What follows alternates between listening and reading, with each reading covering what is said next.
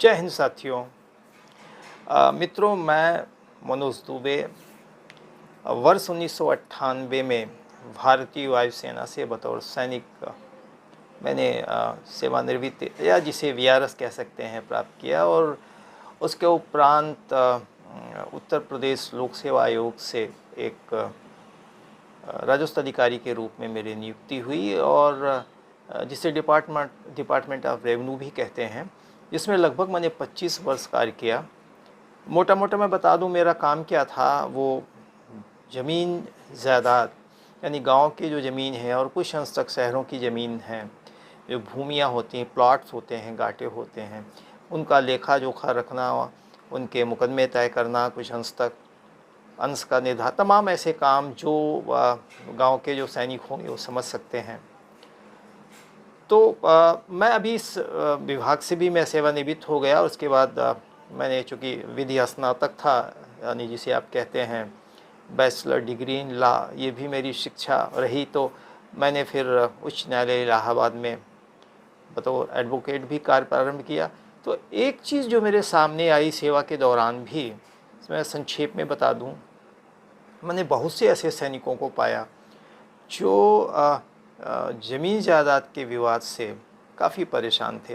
तो सेवा के दौरान जो हमसे मिलते थे, यथासंभव जो नियमों के तहत जो हम कर सकते थे, हमने प्रयास किया और मदद भी की। मैं ही नहीं, मैंने पाया कि जो भी मेरे मित्र भूतपूर्व सैनिक हैं, वो चाहे रेलवे में हों, बैंक में हों, सेमी गवर्नमेंट जहाँ भी कार्यरत हों, जब आप उनसे अपना परिचय दें तो वो सब के सब यथावत मेरी तरह ही नहीं, मुझसे बढ़ चढ़ कर भी अपने मित्रों की, अपने भाइयों की मदद करते हैं। साथियों, ये पोस्ट मैंने बहुत लोगों की समस्याएं सुनने के बाद और सही कहें तो व्यथित होने के बाद आप सबों के सम्मुख प्रस्तुत करने का मेरा मन बना और ये मैं पोस्ट कर रहा हूँ। मेरे पास कोई बेसिक इंफ्रास्ट्रक्चर टेक्निक नहीं है रिकॉर्डिंग की। एक छोटे से कमरे में, चूँकि मुझे अपनी बात आप लोगों तक पहुँचानी है और आप में से बहुत लोग परेशान हुए, तो ये मैंने सोचा मेरा कर्तव्य है कि जो मैंने अब लगभग 25 वर्ष ज़मीन जायदाद के मुकदमे और ज़मीन जायदाद की समस्याओं का जो मेरा अनुभव है वो मैं आपको शेयर करूं। तो चलिए मैं शुरुआत करता हूं। दोस्तों, अगर आप रिटायर होने वाले हैं, आर्मी में हैं, एयरफोर्स में हैं, नेवी में, या रिटायर हो चुके हैं और अब आप कहीं पे प्लॉट लेकर, जिसे शुद्ध भाषा में ज़मीन लेकर मकान बनाना चाहते हैं या उनमें इन्वेस्टमेंट के उद्देश्य से कहीं प्लॉट लेना चाहते हैं, तो मैं आपको कुछ बारीकियां, कुछ तरीके बताऊंगा जिससे आप फ्रॉड से बच सकते हैं। क्योंकि मैंने अपने सरकारी सेवा के 25 वर्षों में एक दो मामले रोज़ हमारे पास फ्रॉड के आते हैं। फ्रॉड तो समझ ही रहे हैं, ज़मीन राम की घनश्याम ने बेच दिया, मोहन को पहले ही बेच दिया और जो है सीता शरणों को बाद में बेच दिया। ऐसी समस्याएं होती हैं, पैसा ले लिया, कब्जा नहीं दिया। तो इन सब समस्याओं से आप बच जाएंगे अगर ये सावधानी आप बरतेंगे। तो चलिए मैं अपनी बात शुरू करता हूँ। देखिए, मैं मुख्य रूप से उत्तर प्रदेश के जो भूतपूर्व सैनिक हैं या जो सैनिक रिटायर होने वाले हैं उनके संबंध में और उनके उत्तर प्रदेश में जो नियम कानून हैं उनके बारे में उन्हें बताऊंगा। तो सबसे पहले ये सोचें कि यदि आप अभी कोई प्लाट लेने वाले हैं और आपने प्लाट देखना शुरू कर दिया है, तो मेरा मत ये है कि आप महंगा ज़रूर मिलेगा लेकिन विकास प्राधिकरण के प्लाट लें। विकास प्राधिकरण एक ऐसी संस्था है उत्तर प्रदेश सरकार की जिसे डेवलपमेंट अथॉरिटी के नाम से जाना जाता है। ये लगभग हर बड़े शहरों में है। प्रयागराज यानी इलाहाबाद, कानपुर, लखनऊ, आगरा, मेरठ, गाज़ियाबाद, नोएडा, बरेली, ऐसे तमाम शहर हैं। लगभग 25-26 शहरों में ये विकास प्राधिकरण कार्य करता है। अब मैं इसके आपको फ़ायदे बता दूं। विकास प्राधिकरण से अगर आपने प्लाट लिया है बनाने के लिए, तो आपको उस प्लाट की कोई चिंता ही नहीं करनी है। अगर किसी ने कब्जा कर लिया, अतिक्रमण कर लिया, तो ये विकास प्राधिकरण जो है वो प्रशासनिक स्तर से वो कब्जा हटवाएगा और आपको कब्जा देगा। किसी कारण से वो प्लाट आपको नहीं मिल पाता, तो उस इलाके में एक दूसरा प्लाट उसने ही वैल्यू का आपको वो उपलब्ध कराएगा, अलॉट करेगा। और मान लें और कोई कारण हो जाए जिससे आपको प्लाट नहीं ही मिलता है, ऐसे कारणों से अगर प्लाट नहीं मिलता है तो ऐसे मामले में विकास प्राधिकरण सूद सहित, जिसे देसी भाषा में कहा जाता है, यानी इंटरेस्ट के साथ आपका पैसा वापस करता है। तो सर्वोत्तम है कि आप किसी सरकारी स्कीम, विकास प्राधिकरण, आवास विकास का प्लाट लें। अब आइए मान लें कि ये प्लाट उपलब्ध नहीं है, बहुत महंगा है, आप नहीं खरीद सकते। महंगा तो होगा निश्चित रूप से, सोना निश्चित रूप से महंगा होता है। तो अब आप क्या करें कि ठीक है, बहुत से प्राइवेट डेवलपर्स, कॉलोनाइजर्स बड़े बड़े शहरों में, प्रयागराज में, कानपुर में, लखनऊ में, गाज़ियाबाद में, आगरा में, मेरठ में वो साइट डेवलप करके प्लाट बेचते हैं। आपको बस इतना ही पता करना होगा कि क्या उनकी ये जो स्कीम है, जो साइट है, वो विकास प्राधिकरण से अनुमोदित है या नहीं। उसके लिए सीधा आप विकास प्राधिकरण के कार्यालय में जाएं, उस स्कीम का नाम बताएं, लेआउट प्लाट उनको दिखाएं, जो भी आपको उस डेवलपर ने दिया हो दिखाएं। वहाँ से आपको कंफर्म हो जाएगा कि अनुमोदित या अप्रूव्ड है कि नहीं। अप्रूव्ड है तो वो प्लाट भी आप खरीद सकते हैं। अब आइए, इन दोनों दशाओं में आपको प्लाट उपलब्ध नहीं है या बहुत महंगा है। निश्चित रूप से जब आप सस्ता प्लाट लेंगे तो उतना ही आपको उसके साथ रिस्क लेना पड़ेगा। लेकिन फिर भी मैं आपको कुछ स्टेजेस बताऊंगा, कुछ टेक्निकलिटीज़ बताऊंगा जो मैंने इतने वर्षों की सेवा में सीखा है कि आप स्क्रीनिंग करके उन समस्याओं से बच जाएंगे। धोखाधड़ी से तो निश्चित रूप से बच जाएंगे। अब आइए चलिए, एक प्राइवेट व्यक्ति से आप प्लाट खरीदना चाहते हैं। सबसे पहले आप उस प्लाट का निरीक्षण करें, यानी स्पॉट इंस्पेक्शन करें। जाके प्लाट को देखें, उसके अगल बगल टहलें और उस व्यक्ति से कहें कि भैया ज़रा इसको नाप के इस प्लाट को हमें बता दो कि प्लाट की लंबाई चौड़ाई। वो कहेगा नहीं ये 40 फीट बाई 120 फीट है, 100 फीट है, या तमाम तरह की समस्याएं बताएगा कि आज टेप नहीं, इंची नहीं। उसको अपने सामने नपवाइए। नाप करने से आपको दो फ़ायदे होंगे। नंबर एक, आपको एक्यूरेट पता लग जाएगा उस प्लाट की साइज़ क्या है।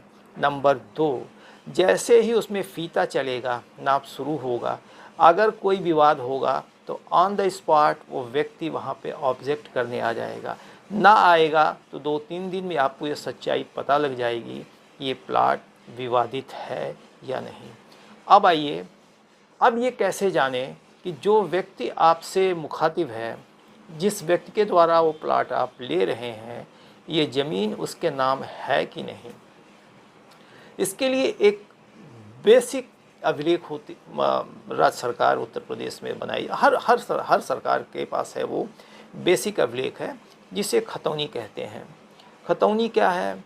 जैसे आपका बैंक में अकाउंट होता है और अकाउंट में आपके जो पैसे होते हैं उसका विवरण है, इसी प्रकार से खतौनी एक ऐसा अधिकार अभिलेख है जिसे रिकॉर्ड्स डॉक्यूमेंट कहा जाता है, जिसमें उस गांव का व्यक्ति कितने प्लाटों को अपने नाम रखता है या कितने प्लाटों का वो मालिक है, उसका संक्षेप विवरण में दिया, उस खतौनी में दिया जाता है। जो गांव के हमारे सैनिक भाई होंगे उन्हें निश्चित रूप से ये बात पता होगी।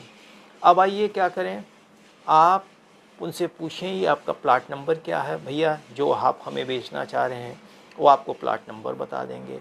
अब आप उसकी खतौनी निकलवा लें, खतौनी देख लें, बहुत सरल है। खतौनी निकालने के लिए ये वेबसाइट है उत्तर प्रदेश की, भूलेख करके वेबसाइट आती है। आप शहर का नाम, फिर तहसील, फिर इसके बाद गांव का नाम डाल दें, प्लाट नंबर डाल दें, खतौनी ऑनलाइन आपको उपलब्ध हो जाएगी। आप उसमें देख लें उस व्यक्ति का नाम है कि नहीं, वास्तव में उसके नाम ज़मीन है कि नहीं जो आपको बेच रहा है।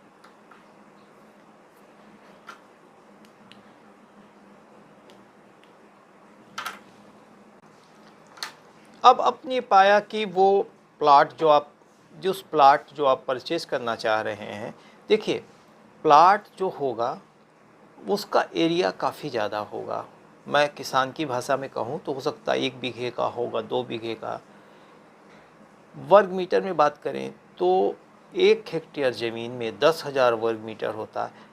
आजकल जो भी उत्तर प्रदेश सरकार की खतौनियों में जो भी भूमि का क्षेत्रफल यानी जिसे रकबा कहते हैं दर्ज है, वो हेक्टेयर में यानी वर्ग मीटर में दर्ज होता है।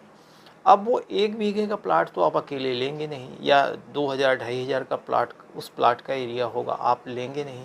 उसमें से कोई एक छोटा सा प्लाट 100 वर्ग मीटर 200 वर्ग मीटर का आपकी आवश्यकता के अनुसार वो दे रहा होगा। तो आप उससे एक उसके मैप की बात करें कि भाई ये जो प्लाट है हमारा, जो आप हमें दिखा रहे हो, इसमें कितने प्लाट आपने बनाए हैं।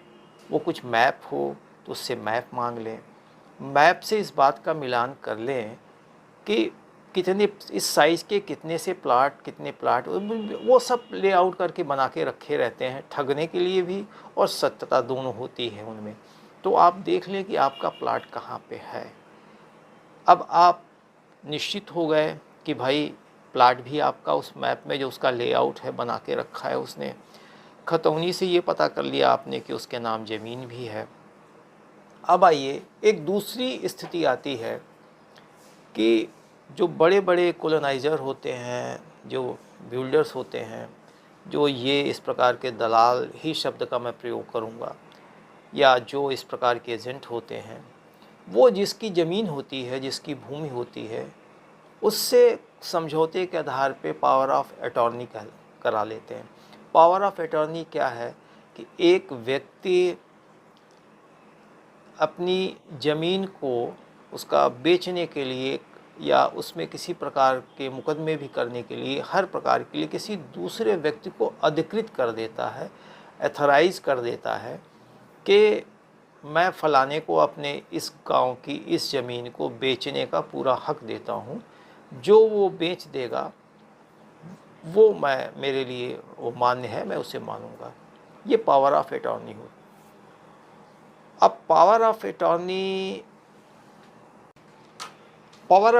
अटॉर्नी से भी सेल डीड तैयार कराने में, यानी भूमि को बेचने और क्रय करने में कोई विधिक बाधा तो नहीं है, लेकिन ये थोड़ी समस्या उत्पन्न कर सकती है।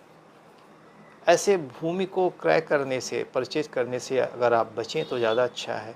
मान लीजिए कि आप नहीं बच पा रहे हैं, उन्होंने कईयों को बेच दिया है और कई लोग बच भी गए हैं, तो आप सिर्फ फ़ोटोकॉपी पावर ऑफ अटॉर्नी से न सहमत हों। उनसे कहें भाई आप हमें ज़रा ओरिजिनल पावर ऑफ अटॉर्नी दिखा दें, जो रजिस्टर्ड एक डीड होती है, उसे देख लें और ये सुनिश्चित कर लें कि इसको ये प्लाट भी बेचने का अधिकार है। उसमें आपको प्लाट नंबर लिखा होगा जिसमें आपको देना चाह रहा है। अगर है तो बहुत चिंता और घबराने की बात नहीं है, लेकिन ये दोयम दर्जे की बात होती है। बहरहाल अब आती है बात कि हम सेल डीड कैसे तैयार करें। मैं आपको बड़े स्पष्ट शब्दों में बताऊंगा कि जो भी आप धन, जो भी पैसा उस एजेंट को देना चाहें, वो सब आप चेक के माध्यम से दें। चेक के माध्यम से पेमेंट करने से सबसे अधिक फ़ायदा ये होता है कि अगर वो कहीं आपके साथ धोखाधड़ी या किसी प्रकार का कोई इस प्रकार का कार्य करता है, तो आप उसे बिल्कुल उसके खिलाफ़ 420 का मुकदमा करा सकते हैं। हाँ, परेशानियाँ तो आएंगी, लेकिन आपसे डरेगा वो, क्योंकि हर आदमी कानून से डरता है, बशर्ते कि कानून उसके पीछे ठीक तरीके से पड़े। मेरा अनुभव है, मैं आपको बताऊं, कानून से बहुत बहुत बड़े बड़े भूत भाग जाते हैं, लेकिन आपके पास वो जीवटता होनी चाहिए उस कानून को पकड़ने के लिए। और मेरे फ़ौजी भाइयों में वो जीवटता होती है।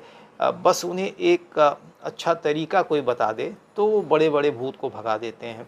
तो आइए फिर आगे बढ़ते हैं हम। आप पहले तो चेक से आप भुगतान करिए, और दूसरी बात कि पूरा पैसा सेल डीड के पहले मत दीजिए, और सेल डीड के समय, यानी जो आपका जिसे यहाँ की देशी भाषा में बैनामा कहते हैं, वो अगर आप कराने जा रहे हैं तो उसमें कम से कम 10% पैसा उसका रोक रखें।